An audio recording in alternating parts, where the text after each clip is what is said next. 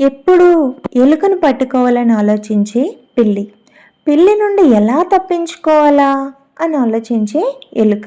ఈ రెండింటికి శాంతి ఎప్పుడు లభిస్తుంది? మీకు తెలిస్తే చెప్పండి. రోజు ఒక పిల్లి ఎలుకను పట్టుకోవాలని తప్పిస్తుండేది, కానీ ఎలుక ఎప్పుడూ తప్పించుకొని ఆడుకుంటూ ఉండేది. ఒకరోజు ఎలుకకి బాగా కోపం వస్తుంది. చాలా అలసిపోయి ఎలా అయినా వరాలు పొందాలి అని చెప్పి ఓం నమ శివాయ అన్న మంత్రాన్ని జపిస్తూ తపస్సు చేసింది. అప్పుడు ఆకాశం నుండి ఒక శివలింగం కనిపిస్తుంది. నీకేం కావాలి అని ఈశ్వరుడు అడుగుతాడు. నా మనస్సు శాంతించాలి, ఎప్పుడు కంగారు పడటం, పరిగెత్తడం, ఒత్తిడి, చిరాకు, అయోమయం, నా గురించి ఎవరేం ఆలోచిస్తున్నారు అని ఆలోచిస్తూ ఉంటే ఇప్పుడే సగం ముసల్దాన్ని అయిపోతాను. ఇదే నా జీవితమా?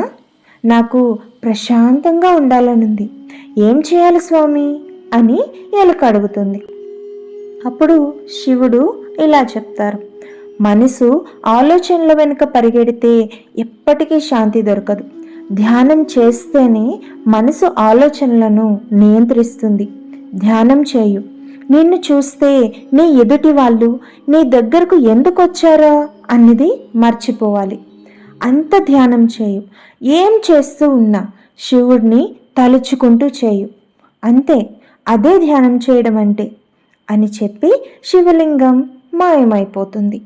రోజు ఏ పని చేస్తూ ఉన్నా ధ్యానం చేస్తూ ఎలుక చాలా శక్తివంతంగా అవుతుంది. ఒకరోజు పిల్లి ఎలుక ఎదురు వచ్చింది. ఎలుక ఏం టెన్షన్ పడకుండా ధ్యానం చేస్తూ నిల్చుంది. ఎలుక కళ్ళల్లోకి చూసిన పిల్లికి చాలా శాంతిగా అనిపించింది. అంతే, పిల్లి అలా నిద్రపోయింది. ఎలుక సంతోషించి ధ్యానం ప్రతిరోజు కంటిన్యూ చేస్తుంది. మరి ఎలుకకి తనకు కావలసిన శాంతి లభించింది, పిల్లి శాంతిగా ఉంది.